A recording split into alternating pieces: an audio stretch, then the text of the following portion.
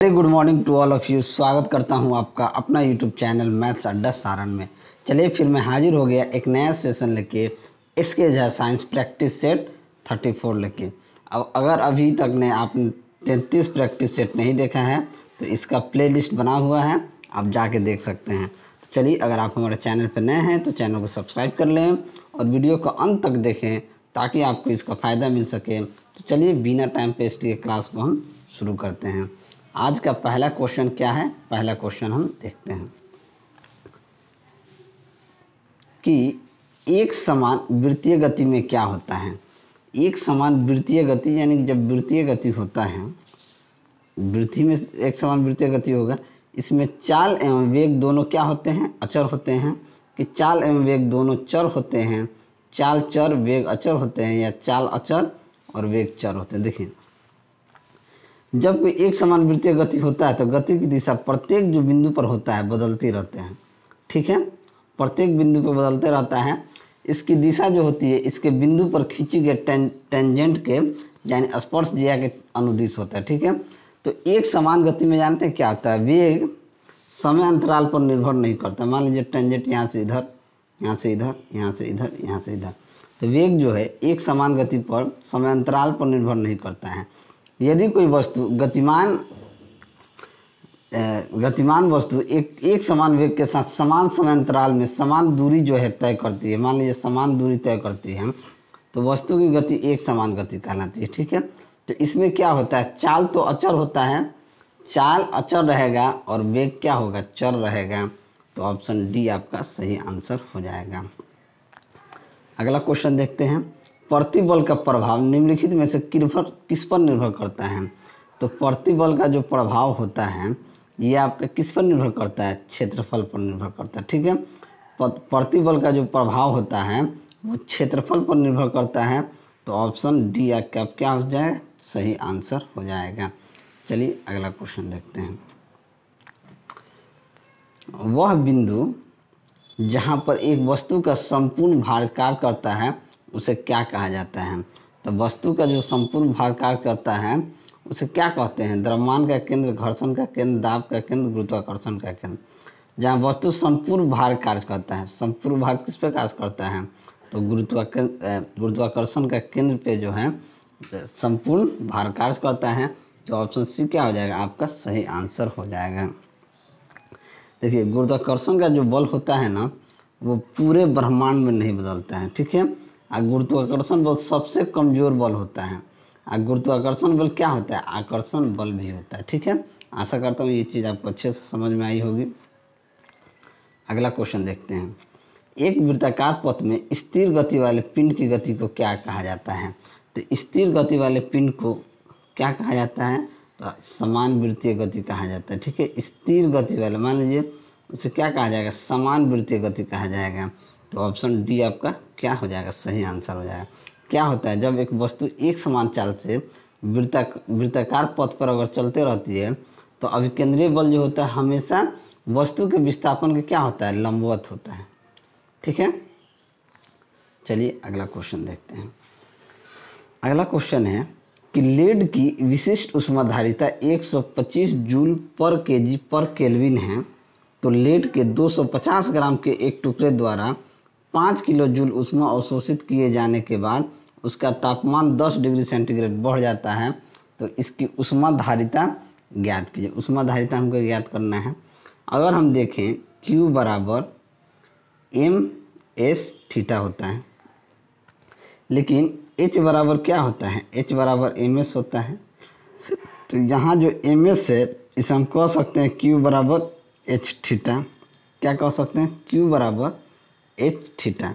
तो यहाँ से अगर h निकालना है तो हम क्या कर देंगे, Q बट्टा थीटा। क्या कर देंगे, Q बट्टा थीटा। अब देखिए इस क्वेश्चन में हमारे पास s कितना दिया हुआ है, 125 जूल पर केजी, ये s है। ठीक है, m हमारे पास कितना 250 ग्राम दिया है। 250 ग्राम को अगर हम किलो में बदलें तो ये कितना किलो हो जाएगा, ये हो जाएगा 0.25 किलोग्राम, यही होगा किलोग्राम में।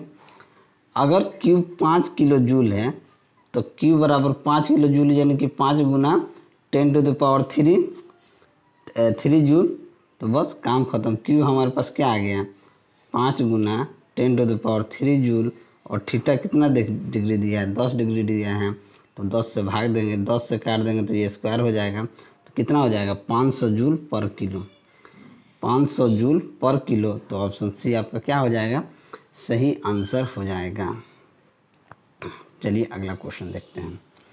गर्मी के मौसम में पंखा चलाने पर राहत अनुभव होता है, क्यों? देखिए गर्मी का पसीना हुआ रहता है, जैसे हम लोग गर्मी में आते हैं पंखा चलाते हैं तो पसीना क्या हो जाता है, पसीना जब पंखा चलता है तो पंखा के वजह से पसीना जो है तेज़ी से क्या हो जाता है, वाष्प बन के उड़ जाता है। क्या होता है, जब वाष्प बन के उड़ जाता है तो आदमी को राहत मिल जाता है, ठीक है। तो पंखे क्या होता है, पंखे की हवा से हमारा पसीना तेज़ी से वाष्प बनकर उड़ जाता है, जिसके कारण हमें अच्छा राहत अनुभव मिलता है। तो ऑप्शन ए आपका क्या हो जाएगा, सही आंसर हो जाएगा। चलिए अगला क्वेश्चन देखते हैं। सूर्य की ऊष्मा पृथ्वी पर निम्नलिखित में से किस प्रकार के संचार के माध्यम से आती है? तो सूर्य की ऊष्मा पृथ्वी पर किसके माध्यम से आती है, तो ये आपका विकिरण के संचार माध्यम, विकिरण के माध्यम से आती है। किसके माध्यम से आती है, विकिरण के माध्यम से आती है। तो ऑप्शन बी आपका क्या हो जाएगा, सही आंसर हो जाएगा। देखिए विकिरण विधि में ऊष्मा संचरण में किसी माध्यम की आवश्यकता नहीं होती है, ठीक है। अब विकिरण विधि जो होता है वैद्युत चुंबकीय प्रकृति की होती है, ठीक है। चलिए अगला क्वेश्चन देखते हैं। समतापीय परिवर्तन आइसोथर्मल चेंज क्या होता है? समतापीय परिवर्तन में ताप जो होता है, ताप वो क्या होता है, अपरिवर्तित होता है, यानी चेंज नहीं होता है। तो क्या हो जाएगा, ताप अपरिवर्तित रहता है। तो ऑप्शन बी हमारा सही आंसर हो जाएगा। अगर बात की जाए समतापीय प्रक्रम में गैस द्वारा ली गई समस्त ऊष्मा जो होती है, यानी जितनी भी ऊष्मा होती है गैस द्वारा कार्य करने में व्यय होती है, ठीक है। पानी उबलने की प्रक्रिया भी समतापीय प्रक्रिया होती है। देखते हैं पानी गर्म करते हैं तो उबलता है, ये भी समतापीय प्रक्रिया है, ठीक है। चलिए अगला क्वेश्चन देखते हैं। अगला क्वेश्चन है कि इंफ्रारेड किरणें क्या होती हैं? तो इंफ्रारेड किरणें जो होती है विद्युत चुंबकीय तरंग होती है, ठीक है। तो ऑप्शन डी आपका सही आंसर हो जाएगा। ये कई बार क्वेश्चन पूछा गया है कि इंफ्रारेड किरण क्या होती है, तो ये विद्युत चुंबकीय तरंग होती हैं, ठीक है। इंफ्रारेड जो विकिरण एक प्रकार का रेडिएशन है जो वस्तुओं को गर्म होने पर उत्सर्जित करता है, ठीक है। टेलीविज़न के रिमोट जो हम कंट्रोलिंग करते हैं इन किरणों का प्रयोग होता है, किसका, इंफ्रारेड का, ठीक है। चलिए अगला क्वेश्चन देखते हैं। अगला क्वेश्चन है कि ध्वनि तरंगों के परावर्तन द्वारा उत्पन्न ध्वनि की पुनरावृत्ति क्या कहलाती है? तो ध्वनि तरंग के परावर्तन द्वारा उत्पन्न ध्वनि की क्या होती है, जैसे आप बोल रहे हैं, मान लीजिए कहीं बंद कमरा है, बंद कमरा में आप चिल्लाएं तो आपको एक अपना ही आवाज़ क्या होता है, रिफ्लेक्ट होता है, यानी जो आपने आवाज़ को चिल्लाया है वो दीवार से टकरा के फिर आती है, उसे क्या कहते हैं, उसे प्रतिध्वनि कहते हैं। क्या होता है, रिपीट होता है, वही ध्वनि रिपीट होता है तो उसे प्रतिध्वनि कहते हैं। तो ऑप्शन बी आपका क्या हो जाएगा, सही आंसर हो जाएगा। एक चीज़ जान लीजिए, ध्वनि के जैसे दो आदमी बीच जो हम लोग बोल रहे हैं, तो ध्वनि के स्रोत या अवरोधक के बीच की अगर न्यूनतम दूरी 17.2 मीटर होता है तो वो तुरंत रिफ्लेक्स हो जाता है, ठीक है। अगला क्वेश्चन देखते हैं। यदि दो चालक एक ही दिशा में धारा ले जा रहा है तो क्या होगा? यदि दो चालक एक ही देखिए हमने क्या कहा, अगर दो धारा एक ही दिशा में जा रहा है तो इस केस में जानते हैं क्या होता है, ये दोनों क्या हो जाता है, एक दूसरे को आकर्षित कर लेगा जब एक ही दिशा में जा रहा है। अगर एक धारा इधर जा रहा है, एक धारा इधर जा रहा है, तो ये दोनों को क्या करेगा, रिप्ले ये करेगा, आकर्षित नहीं करेगा, यानी कि होता नहीं है, रिपेल करेगा, ठीक है। जब एक ही दिशा में जाएगा तो उसको अट्रैक्ट करेगा, ठीक है। तो जब धारा एक ही दिशा में जाएगा तो ये एक दूसरे को क्या करेगा, आकर्षित करेगा अपनी ओर, ठीक है। अगर विपरीत दिशा में जाता है तो वो दोनों को क्या बोलते हैं, प्रतिकर्षित करता है, यानी कि धक्का देता है। बात को समझ गए।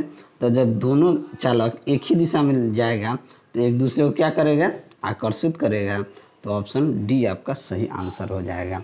ठीक है, देखिए अगर विद्युत धारा की बात की जाए तो हमेशा बंद परिपथ में प्रवाहित होता है। क्या होता है, विद्युत धारा जो है वो एकदम बंद परिपथ में ये होता है। ठीक है, चलिए अगला क्वेश्चन देखते हैं। अगला क्वेश्चन है कि डैश तत्व के बाहरी सेल में 8 इलेक्ट्रॉन के साथ 3 कक्षाएं होती हैं। तो किसके बाहरी सेल में 8 इलेक्ट्रॉन के साथ 3 कक्षाएं होती हैं? तो 3 कक्षाएं किसकी होती है? तो आर्गन का होता है 2 8 8। क्या होता है? आर्गन का होता है 2 8 8। तो ऑप्शन डी आपका सही आंसर हो जाएगा। ठीक है, देखिए अगर किसी भी कक्षा या कोष में इलेक्ट्रॉनों की अधिकतम संख्या कितनी होती है, इसे हम निकालते हैं कैसे, 2n²। n क्या होता है? n ये आपका क्या होता है, कक्षा की संख्या होती है। और किसी भी कोष में उपकोष की संख्या उस कोष के मुख्य क्वांटम संख्या n पर निर्भर करता है। ठीक है, अगर उपकोष की बात की जाए तो sp_df क्या होता है, से हम निरूपित करते हैं sp_df, ये क्या है, उपकोष होता है। ठीक है, चलिए अगला क्वेश्चन देखते हैं। वह तत्व जिसके अणुओं में 3 संयुक्त इलेक्ट्रॉन होते हैं का एक उदाहरण है। तो वो तत्व क्या होते हैं? तो सिलिकॉन, तांबा, जर्मेनियम, एल्युमिनियम। तो देखिए एल्युमिनियम जो होता है इसके तत्व के अणुओं में 3 संयोजी इलेक्ट्रॉन होते हैं। क्या होते हैं? तो एल्युमिनियम हमारा सही आंसर हो जाएगा। ठीक है, अगर जर्मेनियम की बात की जाए तो जर्मेनियम का प्रयोग हम किस में करते हैं? ट्रांजिस्टर बनाने में करते हैं। ठीक है, सोलर सेल में जर्मेनियम और सीजियम आदि का भी प्रयोग किया जाता है। ठीक है, तो अगर सिलिकॉन के हाइड्राइड का सिलोन कहते हैं, सिलिकॉन को हाइड्राइड का सिलोन भी कहते हैं। ठीक है, और सिलिकॉन का उपयोग कंप्यूटर चिप्स के निर्माण में किया जाता है। ठीक है, अगर हम एल्युमिनियम का कथनांक की अगर हम बात करें तो ये 2200 डिग्री सेंटीग्रेड, अगर विशिष्ट गुरुत्व की बात की जाए तो 2.7 होता है। ठीक है, चलिए और एक और चीज़ बता दूं कि सिलिकॉन जो है पृथ्वी पर मात्र 26% पाया जाता है। क्या पाया जाता है? 26% पृथ्वी पर सिलिकॉन पाया जाता है। चलिए अगला क्वेश्चन देखते हैं कि निम्न में से कौन सा घोल इन सभी में से सबसे अम्लीय, पीएच का मान 0 वाला घोल, पीएच का मान 6 वाला घोल, पीएच का मान 1 वाला घोल, पीएच का मान 7 वाला घोल, यानी कौन सा सबसे अम्लीय होगा? तो अम्लीय कौन होगा? जिसका पीएच का मान सबसे 0 हो। तो पीएच का मान 0 घोल यानी कि ऑप्शन ए क्या हो जाएगा? सही आंसर हो जाएगा। जिन विलयन का मान अगर पीएच का मान 7 से कम होता है वो क्या होते हैं? वो अम्लीय होते हैं। चलिए अगला क्वेश्चन देखते हैं कि निम्नलिखित में से कौन सी बाएं से दाईं ओर जाने पर परमाणु संख्या में वृद्धि के अनुसार सही जोड़ी है? यानी बाएं से दाएं जाने पर परमाणु संख्या वृद्धि के अनुसार सही जोड़ी है। तो ये क्या होता है? बेरिलियम और बोरोन जो है ये क्या है? बेरिलियम और बोरोन, ये सही जोड़ी है। क्या है कि बाएं से यानी कि लेफ्ट से राइट जाइएगा तो ये क्या होता है? इसका सही जोड़ी यही हो जाएगा। तो ऑप्शन बी आपका क्या हो जाएगा? सही आंसर हो जाएगा। ठीक है, अगला क्वेश्चन देखते हैं कि गैल्वेनाइजेशन एक प्रक्रिया है जिसमें लोहे की वस्तुओं पर डैश से बचाने के लिए जिंक की परत चढ़ाई जाती है। तो ये इसे जंग से बचाने के लिए। ठीक है, तो ऑप्शन बी हमारा सही आंसर हो जाएगा। गैल्वेनाइजेशन जंग से बचाने के लिए प्रक्रिया होता है जिसे लोहे के वस्तुओं पर चढ़ाया जाता है, गैल्वेनाइजेशन किया जाता है। ये बहुत बार क्वेश्चन पूछा गया, इसे आप VVI लगा लें, अच्छा रहेगा। ठीक है, अगला क्वेश्चन देखते हैं। संतरे में कौन सा अम्ल पाया जाता है? तो संतरे में सिट्रिक एसिड पाया जाता है। क्या पाया जाता है? सिट्रिक एसिड या साइट्रिक एसिड कह सकते हैं। तो ऑप्शन डी आपका क्या हो जाएगा? सही आंसर हो जाएगा। ठीक है, चलिए अगला क्वेश्चन देखते हैं। मेलिएबल जो है डैश के गुण को दर्शाता है। तो मेलिएबल जो है ये आपको धातु के गुण को दर्शाता है। तो ऑप्शन बी आपका क्या हो जाएगा? सही आंसर हो जाएगा। ठीक है, अगर प्लेटिनम मेलिएबल धातु है परंतु इसकी जो मेलेबिलिटी होती है सोने तथा चांदी से क्या होता है? कम होता है।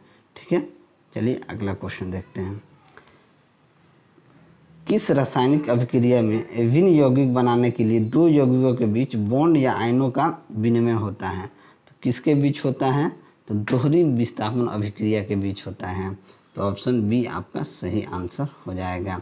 दोहरी विस्थापन अभिक्रिया में अभिकारकों के बीच आयनों को अदला बदला होता है। क्या होता है? आयन का अदला बदला होता है ये प्रक्रिया में। ठीक है, चलिए अगला क्वेश्चन देखते हैं। इसमें से कौन सा उपकरण रोगियों के हृदय नियंत्रित करता है? श्वास यंत्र, पेस मेकर, कैट स्नेकर, ईसीजी मशीन। तो जो पेस मेकर जो होता है वो हृदय की गति को क्या करता है? नियंत्रित करता है। तो ऑप्शन बी आपका सही आंसर हो जाएगा। ये कई बार हर एग्ज़ाम में मैक्सिमम ये पूछा गया प्रश्न है। चलिए अगला क्वेश्चन देखते हैं। डैश खांसी और छींकने जैसे अनैच्छिक गतिविधियों को नियंत्रित करता है। तो कौन जो है ये अनैच्छिक करता है? तो मेडुला जो है खांसी और छींकने जैसे अनैच्छिक गतिविधियों को क्या करता है? नियंत्रित करता है। तो ऑप्शन ए आपका सही आंसर हो जाएगा। मेडुला श्वसन दर, उल्टी को भी नियंत्रित करने का कार्य करता है। ये क्या करता है? कार्य करता है। अगला क्वेश्चन देखते हैं। परिपक्व शुक्राणु का उत्पादन कहाँ होता है? तो परिपक्व शुक्राणु का जो उत्पादन होता है ये आपका वृषण में होता है। तो ऑप्शन ए आपका सही आंसर हो जाएगा। ठीक है, अगला क्वेश्चन देखते हैं। आप विकास के सिद्धांत को किससे जोड़ सकते हैं? आप विकास के सिद्धांत को किससे जोड़ सकते हैं? तो विकास का जो सिद्धांत है ये डार्विन ने ही क्रमिक विकास, डार्विन जो है विकास का सिद्धांत दिए थे। तो ऑप्शन बी क्या हो जाएगा? सही आंसर हो जाएगा। ठीक है, अगला क्वेश्चन देखते हैं कि निम्न में से कौन बीज अंकुरण के दौरान आगामी परोह में विकसित होते हैं? तो ये कौन होते हैं? मूलांकर, प्रांकुर, बीजपत्र, युग्मज। तो ये प्रांकुर जो होता है ये आगामी बीज अंकुरण के दौरान आगामी परोह में क्या होता है? विकसित होता है। ठीक है, तो ऑप्शन बी आपका क्या हो जाएगा? सही आंसर हो जाएगा।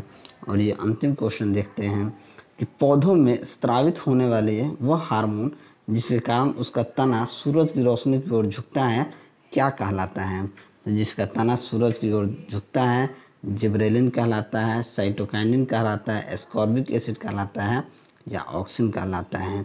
यानी कि ऑक्सिन के कारण तना जो है सूरज की रोशनी की ओर झुकता है। तो ऑप्शन डी आपका क्या हो जाएगा? सही आंसर हो जाएगा। ठीक है, तो आशा करता हूँ ये वीडियो आपको अच्छा लगा होगा।